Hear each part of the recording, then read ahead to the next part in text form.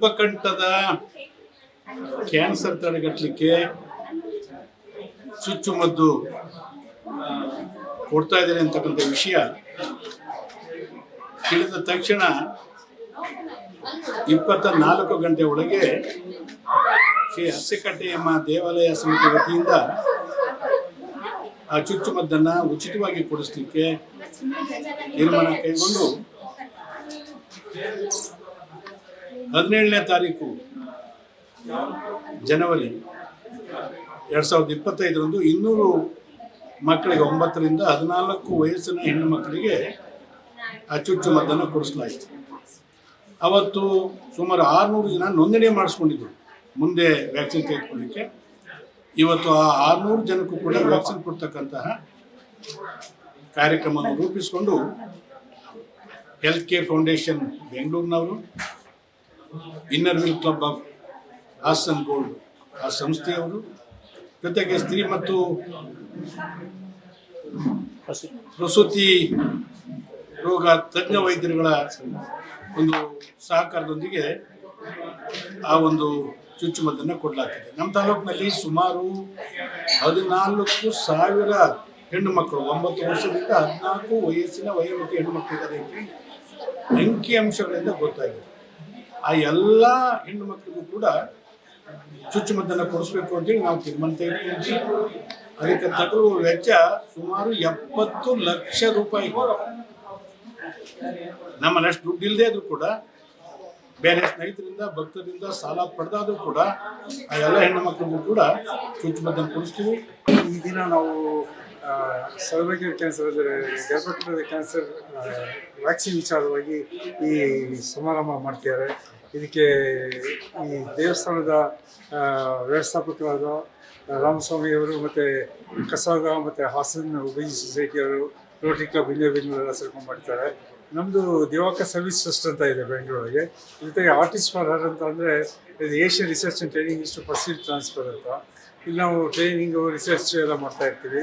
ಜೊತೆಗೆ ಜೊತೆಗೆ SGR foundation, health care foundation ಅಂದರೆ ಹೇಮ ದಿವಾಕರ್ ರಾವ್ ಹೆಲ್ತ್ ಫೌಂಡೇಶನ್ ಅಂತ, ಹೆಲ್ತ್ ಕೇರ್ ಫೌಂಡೇಶನ್. ಇದರಿಂದ ನಾವು ಈ ಉಚಿತ ಲಸಿಕೆಗಳನ್ನು ಎಲ್ಲ ಕರ್ನಾಟಕದ ಎಲ್ಲ ರಾಜ್ಯಗಳ ಎಲ್ಲ ತಾಲೂಕುಗಳಿಗೆ, ಎಲ್ಲ ಜಿಲ್ಲೆಗಳಿಗೆ ಕವರ್ನ ಮಾಡ್ಕೊಂಡಿದ್ದೀವಿ. ಫಸ್ಟ್ ನಾವು ಹಾಸನ ಡಿಸ್ಟ್ರಿಕ್ಟು ಮತ್ತು ಮೈಸೂರು ಡಿಸ್ಟ್ರಿಕ್ಟ್ ಕವರ್ ಮಾಡ್ತಾ ಇದ್ದೀವಿ. 2 ಕವರ್ ಆದಮೇಲೆ ನೆಕ್ಸ್ಟು ಬೀದರ್ ಮತ್ತು ಗುಲ್ಬರ್ಗ 4 ಡಿಸ್ಟ್ರಿಕ್ಟ್ ಮಾಡಿಬಿಟ್ಟು ಒಂದು ನಮ್ಮ ರಾಜ್ಯಕ್ಕೆ ಮನವಿ ಮಾಡೋಣ ಅಂತೀವಿ ಸರ್ಕಾರಕ್ಕೆ.